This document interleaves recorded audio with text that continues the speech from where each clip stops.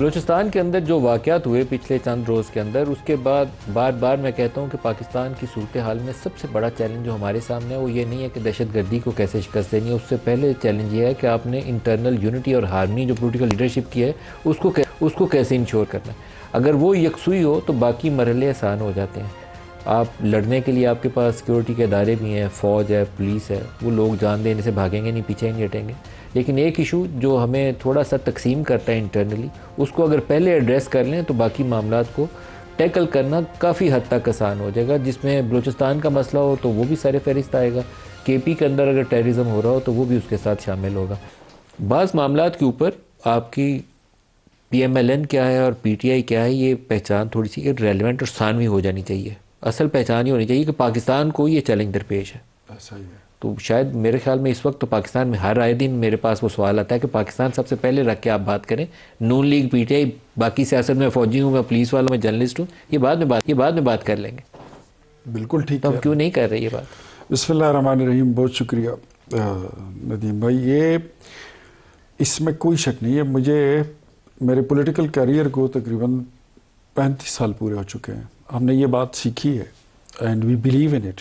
اس میں کوئی شک نہیں ہے کہ سیاست ہماری تب ہی اچھی لگتی ہے جب الیکشن ہو، جلسے ہو، کوئی ماحول ہو. لیکن اس کے بعد جب بات ہوتی ہے اور پہلی ترجیح ہوتی ہے تو وہ پاکستان ہے، اور وہ ہونا بھی چاہیے.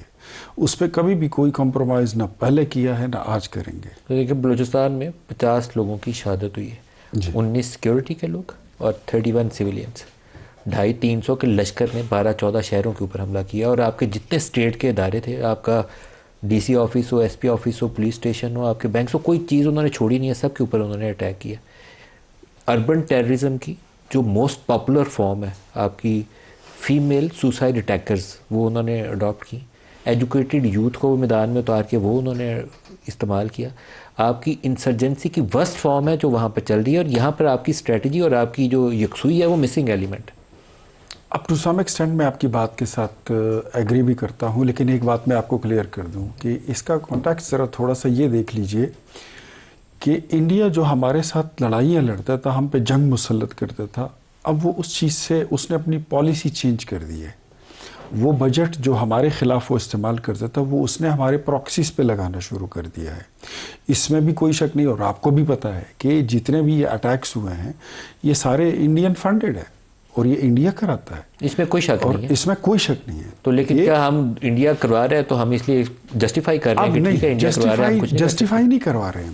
ہم یہ سمجھتے ہیں کہ انڈیا کے ساتھ اگر ہمارے معاملات کہیں بھی کسی بھی طور پر کسی بھی پلیٹ فارم پر اگر ڈائلاگ کے ذریعے حل ہو سکتے ہیں ہم اس کو حل کریں گے. اگر نہیں تو پھر ہم اس کو کہتے ہیں کہ تم سامنے آؤ، بزدلوں کی طرح پیچھے سے چھپ کر وار مت کرو.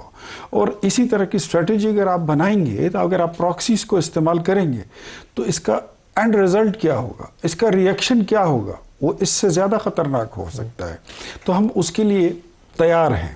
لیکن ہم چاہتے یہ ہیں کہ اتنی بڑی آبادی، تقریباً کوئی 1.5 ارب لوگ بن جاتے ہیں، ایک دوسرے کے خلاف اگر ہم یہ لڑائی لڑیں گے تو یہ کوئی عام لڑائی نہیں ہوگی، یہ کوئی نورہ کشتی نہیں ہوگی، یہ اٹامک جنگ ہوگی اور اس میں بڑی کتر ہو جائے گی. شفیع جان صاحب اوائڈ کرتے ہیں.